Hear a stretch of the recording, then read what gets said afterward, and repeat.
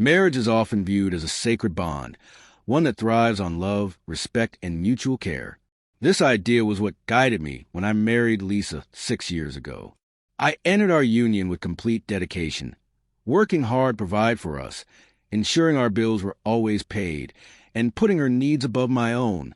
However, as time passed, I began to notice subtle shifts in our relationship, changes I initially chose to overlook. It began with small, seemingly insignificant signs. Lisa stopped kissing me goodbye in the mornings, a gesture that had once carried warmth and closeness between us. Our date nights, once a treasured tradition, became rare, replaced by monotonous routines. Slowly, I started to feel like we were just sharing a space rather than nurturing a loving connection. I assumed her distant behavior might be due to stress at work or personal struggles she wasn't ready to open up about. In an effort to support her, I gave her the space she seemed to need, hoping that in time she would confide in me. Every time I asked her about how she was feeling, she would wave off my concerns with a quick, "I'm fine," barely lifted her eyes from her phone. But deep down, I knew neither she nor our marriage was truly okay. One evening, after finishing the dishes, I felt an overwhelming need to address the growing divide between us. I walked over to Lisa, who was sitting on the couch absorbed in her phone. "Lisa, we need to talk," I said.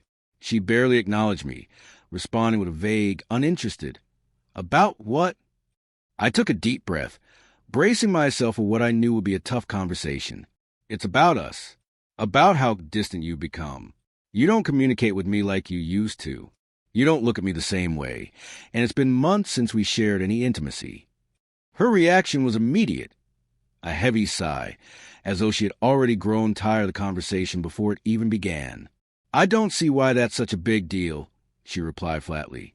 A mix of frustration and sadness surged within me at her indifferent response. "Lisa, we're married. We're supposed to be emotionally and physically connected," I said, trying to make her understand the importance of our bond. She set her phone down and crossed her arms, defensive. "I don't have to be intimate with you just because we're married," she retorted sharply, her words hitting me like a slap. "That's not what I'm saying," I explained, my voice steady but firm. "Intimacy is part of marriage. It's about love, about closeness, not about entitlement." The conversation quickly spiraled into hostility. She scoffed. "So you think just because we signed a paper I owe you my body?" Her dismissal of something so essential to our relationship made my jaw tighten. "That's not my belief at all. But marriage is about more than just coexisting under one roof. It's about a connection, and you've completely shut me out," I responded, searching for a way to break through her walls. Rolling her eyes, she retorted, "Well, if that's what you expect from me, maybe I'm just not the wife you think I am."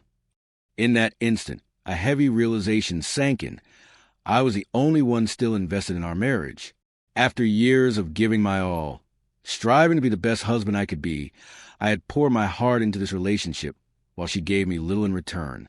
I sat there in silence, feeling a shift deep within me. "All right," I said quietly, standing up. She looked at me, confusion spreading across her face.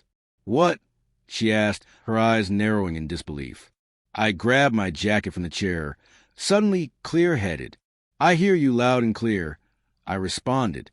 "Where are you going?" she demanded, her frown deepening.